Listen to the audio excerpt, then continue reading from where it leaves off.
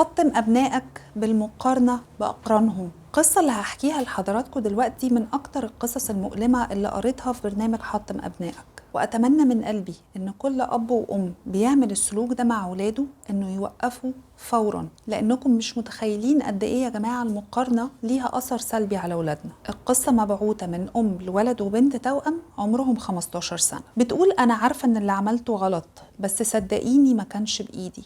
أنا اتربيت أنا وأختي مع أم دائمة المقارنة ما بيننا، رغم إن أختي أكبر مني ب3 سنين، إلا إن أمي كانت دايما بتقارني بيها، دايما تقولي أنت ليه مش حلوة زي أختك، أنت ليه مش بتهتمي بنفسك زي أختك. أمي كانت بتهتم جدا جدا جدا بالمظاهر، وأختي على طول متأنتكة، حتى لو نازلة تشتري حاجة من تحت بتلبس حلوة قوي وتحط ميك اب. وانا مش زي اختي، انا بلبس حلو وشيك بس عادي، يعني في العادي بحب البس شيك برضو بس لبس مريح وعملي، ومش بحب احط ميك اب، عادي كل واحد براحته. فامي بتفضل تنقرزني بالكلام وتقولي بصي لاختك واعملي زيها، انتي مش بتهتمي بنفسك زيها كده ليه، انا مش عارفه انتي طالعه كده لمين. الكلام ده كان محبط ليا جدا وبيخليني مش عايزه حتى احاول اهتم بلبسي وشكلي. انا بحب اختي بس مقارنه امي لينا خلتني اشيل تجاهها مشاعر سلبيه واغير منها في كل حاجه.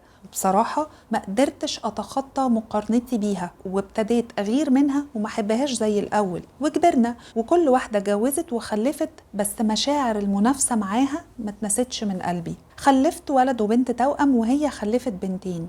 أنا بقيت من غير ما أقصد أقارن ولادي بولادها على طول، وأضغط على ولادي جدا عشان يجيبوا درجات أعلى من ولادها، وازعل لو جابوا اقل، واقول لهم بصوا ولاد خالتكم ازاي شاطرين ومتفوقين وهم ما عندهمش ربع اللي عندكم. كنت ببقى عايزه احفز ولادي باني اوريهم ولاد خالتهم ازاي كويسين وشاطرين، وكنت بضغط نفسي عشان اجيب لولادي لبس وتليفونات عشان يبقوا احسن من ولاد خالتهم. انا عارفه ان ده غلط وانه بيضايقهم ومش صحي في تربيتهم، بس منافستي مع اختي كانت دايما بتغلبني وبرجع اقارن ولادي بولادها. المشكله ابتدت تكبر لما بقيت اتخانق مع ولادي وازعق لهم جامد لو مثلا جابوا درجات اقل من ولاد اختي، وولادي كبروا وابتدوا يحسوا ويفهموا اني دايما عيني على ولاد اختي، واني عايزه اكسب المنافسه اللي هم ما يعرفوش اصلها، المنافسه اللي اصلها مقارنه امي بيني وبين اختي. ولادي ابتدوا يتخانقوا مني ويتخانقوا معايا،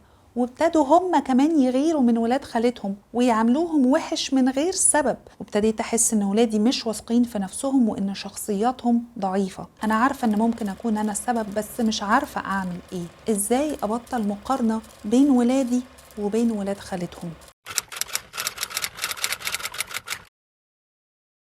ليه بعض الأهالي بيميلوا لأسلوب المقارنة بين ولادهم وبين أقرانهم؟ ل4 أسباب.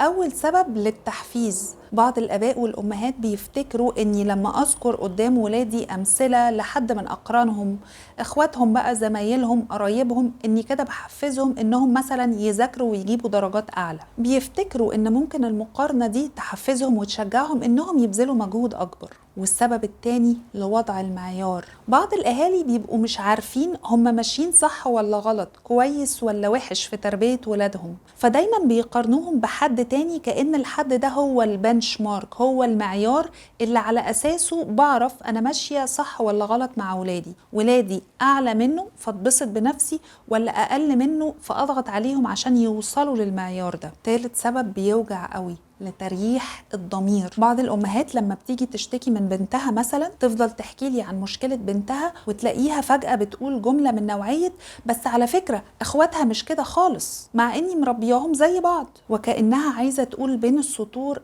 ان انا تربيتي كويسة لكن البنت هي اللي عندها مشكلة، العيب مش فيا، العيب فيها هي. ورابع سبب زي صاحبة مشكلة النهاردة، اسلوب تربية هي اتربت على المقارنة بينها وبين اختها، فبقت تطبق نفس الاسلوب حتى لو بشكل غير واعي مع اولادها، بسبب مشاعر المنافسة والغيرة بينها وبين اختها اللي اتزرعت فيها من امها من وهي صغيرة.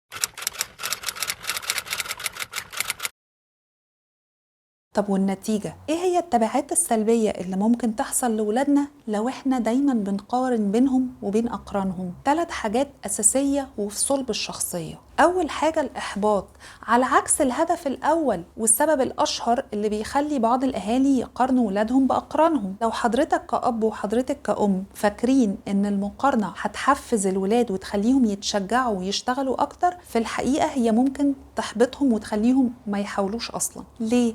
لأني لما بقارنهم دايما مثلا بولاد خالتهم بكون عندهم إحساس من نوعية وأنا هحاول ليه؟ أنا مهما حاولت مش هبقى شاطر ومتفوق زي ابن خالتي، أنا مهما تعبت واتمرنت كويس مش هبقى زي ابن صاحبة ماما اللي شاطر قوي ومتفوق في الرياضة وكل المدربين بيتخانقوا عليه، كل واحد عايزه في الفريق بتاعه، فمش هحاول أصلا. تاني حاجة هدم الثقة في النفس. المقارنة المستمرة يا جماعة بتولد عند ولادنا إحساس إن هم they're not good enough، هم مش كويسين كفاية، مش شاطرين بشكل كافي. كلها أحاسيس سلبية وممكن جدا تأثر على الصحة النفسية لولادنا. وأسوأ حاجة لما المشاعر دي تكون مزروعة جوه الواحد من أهله اللي هم المفروض يكونوا خط الدعم والتشجيع الأول لولادهم. وتالت حاجة إشعال نار الغيرة. ولادنا يا جماعة بيتولدوا صفحة بيضة، فلما أنا كأم مثلا أفضل أقارنهم بولاد أصحابي ولا قرايبهم ولا إخواتهم بزرع جواهم نار الغيرة تجاه الناس اللي أنا بقارنهم بيهم، فببدل مشاعر الحب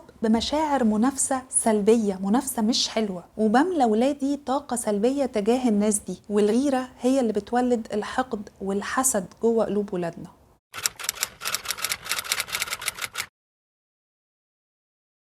طب اعمل ايه؟ ازاي اصلح غلطتي وما حطمش ولادي بمقارنتي الدايمه ليهم باقرانهم؟ هقول لحضرتك 3 حاجات.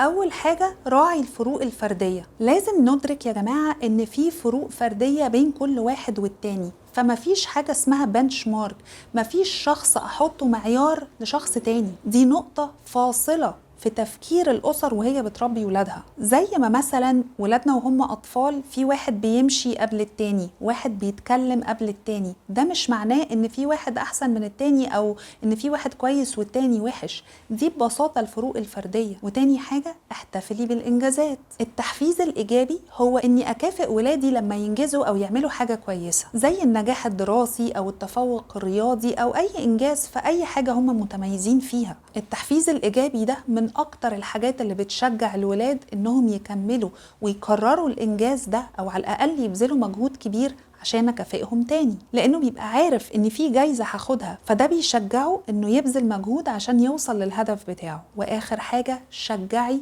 التعاون. إحنا اتفقنا إن في فروق فردية بين ولادنا وبين أقرانهم، إيه رأيك نحاول نشجع الشاطر في حاجة إنه يساعد أقرانه أو إخواته في الحاجة اللي هو شاطر فيها، بدل ما نفضل نقول للتانيين إخواته مثلا أنتوا ليه مش شاطرين زي أخوكوا في الحتة دي. فمثلا لو بنتي الكبيرة شاطرة في الإنجليش ممكن أخليها تساعد إخواتها الصغيرين في المذاكرة، عشان أزرع فيهم قيمة عالية جدا وراقية جدا إن اللي شاطر في حاجة يساعد الناس في الحاجة دي. فساعتها كل واحد هيبقى عارف إنه عنده نقطة تميز وإن انتي فرحانة بيهم أيا كانت نقطة التميز دي. وربنا يعلمنا كل حاجة حلوة فيها خير لولادنا يا رب. سلام عليكم.